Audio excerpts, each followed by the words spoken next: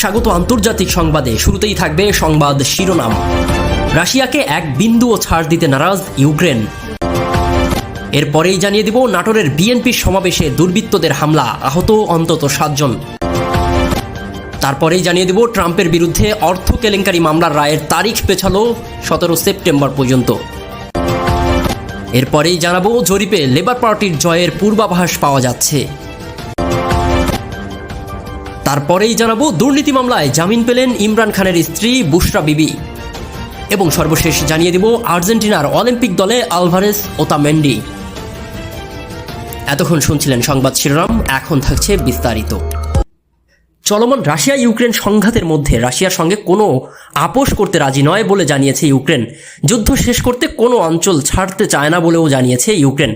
মঙ্গলবার 2 জুলাই ইউক্রেনের একজন জ্যেষ্ঠ কর্মকর্তা এই মন্তব্য করেছেন। যুক্তরাষ্ট্রের প্রেসিডেন্ট প্রার্থী ডোনাল্ড ট্রাম্প সম্প্রতি ঘোষণা দিয়েছিলেন তিনি দ্রুত রাশিয়া ইউক্রেন সংঘাতের অবসান ঘটাতে পারবেন। ট্রাম্পের এই বক্তব্য সম্পর্কে জানতে চাইলে ইউক্রেনের পক্ষ থেকে স্পষ্টভাবেই জানানো হয় কিয়েভ কোনো আপোষে যেতে প্রস্তুত নয়।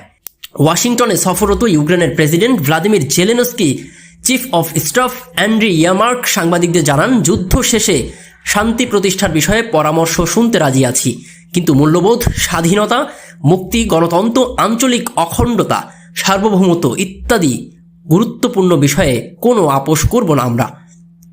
যুক্তরাষ্ট্রের রাজধানীতে আগামী সপ্তাহে ন্যাটোর শীর্ষ বৈঠক অনুষ্ঠিত হবে, যেখানে ইউক্রেন ইস্যু আলোচনার মূল বিষয় হতে পারে।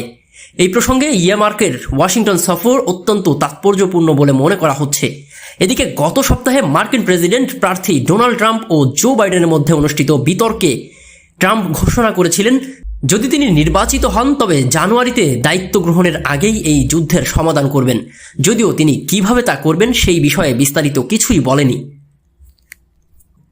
বার্তা সংস্থা রয়টার্সের এক প্রতিবেদনে বলা হয়, ট্রাম্পের প্রধান 2 উপদেষ্টা তাকে একটি পরিকল্পনা উপস্থাপন করেছেন, যেখানে উল্লেখ করা হয়েছে রাশিয়ার সঙ্গে কিয়েভ সমঝোতা না এলে যুক্তরাষ্ট্র সব ধরনের সহায়তা বন্ধ করে দেবে।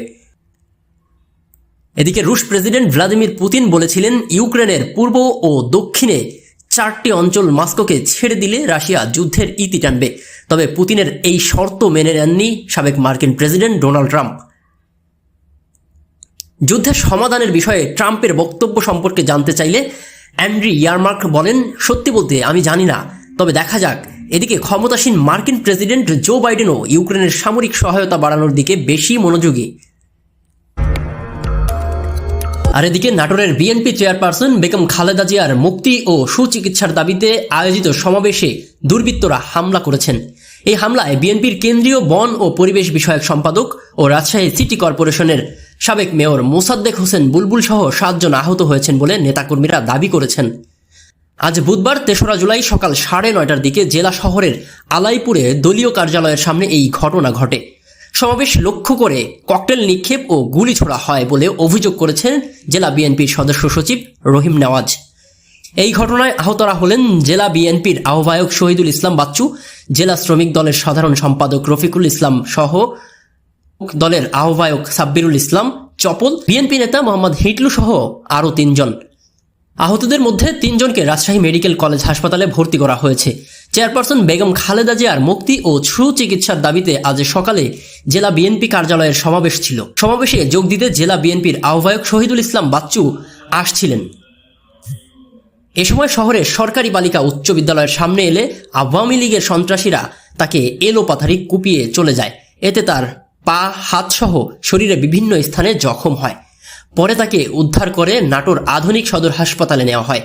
সেখানে তার অবস্থার অবনতি হলে উন্নত চিকিৎসার জন্য রাজশাহী মেডিকেল কলেজ হাসপাতালে রেফার করা হয়। তিনি বলেন, বিএনপির একজন সিনিয়র নেতাকে দিনের বেলায় রাজপথে কুপিয়ে যায় সন্ত্রাসীরা। এমন ঘটনা খুবই দুঃখজনক। এই হামলার ঘটনার তীব্র নিন্দা ও প্রতিবাদ করছি। প্রশাসনের কাছে অনুরোধ করব জড়িতদের দ্রুত গ্রেফতার করে আইনের আওতায় আনা হোক। নাটোর সদর থানার কর্মকর্তা ওসি মোহাম্মদ মিজানুর রহমান বলেন, বিষয়টি শুনেছি। সকাল থেকেই আমি সহ পুলিশ সদস্যরা বিএনপির কার্যালয়ের সামনে ছিলাম। এই বিষয়ে কোনো অভিযোগ এখনো আমরা পাইনি।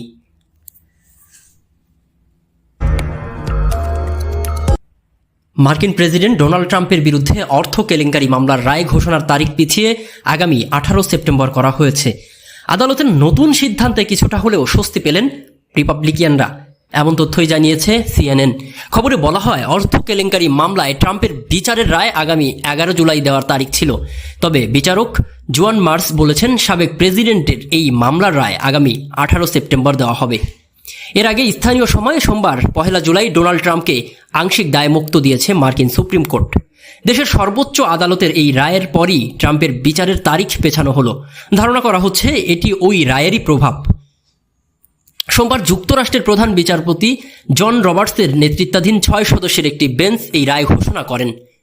রায়ে মার্কিন সুপ্রিম কোর্ট বলেন, প্রেসিডেন্ট থাকাকালীন ট্রাম্প যেসব দাপ্তরিক অপরাধমূলক পদক্ষেপ নিয়েছেন সেসব ক্ষেত্রে দায়মুক্তি পাবেন। তবে প্রেসিডেন্ট হওয়ার আগে তার বিরুদ্ধে যেসব অপতৎপরতার সংশ্লিষ্টতার অভিযোগ উঠেছে সেক্ষেত্রে কোনো সুবিধা পাবেন না ট্রাম্প। 2020 সালের নির্বাচনের ফলাফল পাল্টে দেওয়ার চেষ্টা, মুখ বন্ধ রাখার জন্য পর্নো তারকা স্টর্মি ড্যানিয়েলসকে ঘুষ দেওয়া, কর ফাঁকি এবং রাষ্ট্রের গোপন নথি সরানোর অভিযোগে কয়েকটি মামলা চলছে ট্রাম্পের বিরুদ্ধে। এদিকে মার্কিন প্রেসিডেন্ট নির্বাচনকে সামনে রেখে গত 27 জুন মার্কিন গণমাধ্যম সিএনএনের মার্কিন প্রেসিডেন্ট নির্বাচনকে সামনে রেখে গত 27 জুন মার্কিন গণমাধ্যম সিএনএনের আটলান্টা স্টুডিওতে একে অপরকে তির্যক ভাষায় ঘায়েল করেন প্রেসিডেন্ট পদে ডেমোক্রেটিক প্রতিদ্বন্দ্বী জো বাইডেন ও রিপাবলিকান প্রতিদ্বন্দ্বী ডোনাল্ড ট্রাম্প। টিভি বিতর্কের পর আইনি জটিলতার মারপ্যাচ সত্ত্বেও মোটামুটি সুবিধাজনক অবস্থায় আছে ডোনাল্ড ট্রাম্প। যুক্তরাজ্যের নির্বাচনের আর বাকি নেই একদিনও। আজ 3 জুলাই দেশটিতে অনুষ্ঠিত হতে যাচ্ছে পার্লামেন্টের নির্বাচন। এবারের নির্বাচনে তুমুল প্রতিদ্বন্দ্বিতার মুখোমুখি হচ্ছে ক্ষমতাসীন কনজারভেটিভ পার্টি এবং বিরোধী লেবার পার্টি। এক প্রতিবেদনে ব্রিটিশ সংবাদ মাধ্যম বিবিসি এই তথ্যই জানিয়েছে। প্রতিবেদনে বলা হয়, ব্রিটেনের ভোট গণনাকারী সংস্থা সার্ভেশনের একটি জরিপে লেবার পার্টির বিশাল জয়ের সম্ভাবনার পূর্বাভাস দিয়েছে। এর মধ্যে 484টি আসনের কেইর স্টামারের লেবার পার্টির জয়ী হবে বলে পূর্বাভাস দিয়েছে ভোটের ফলাফল জরিপকারী ওই সংস্থাটি। এর আগে দলটির সাবেক নেতা টনি ব্লেয়ার 1997 সালে 418টি আসন জয়লাভ করেছিল। এই জরিপে সেবার রেকর্ড ছাড়িয়ে যাওয়ার সম্ভাবনার পূর্বাভাস দেওয়া হয়েছে। যদিও গত 14 বছর ধরে যুক্তরাজ্যের শাসন ক্ষমতায় টিকে রয়েছে ব্রিটেনের বৃহৎ রাজনৈতিক দল কনজারভেটিভ পার্টি, তবে এবার তাদের বিশাল পরাজয় হতে পারে বলে আশঙ্কা করা হচ্ছে। জরিপে তাদের পক্ষে মাত্র 64টি আসনের কথা জানানো হয়েছে। 1834 সালের পর থেকে সম্ভবত এবারই পরাজয়ের স্বাদ পেতে যাচ্ছে কনজারভেটিভরা। উল্লেখ্য যে যুক্তরাজ্যে নির্বাচিত সরকারের মেয়াদ 5 বছরের। 2019 সালের নির্বাচনে জয়ী হয়েছিল কনজারভেটিভ পার্টি। দলটির নেতৃত্বে রয়েছে ঋষি সুনাক।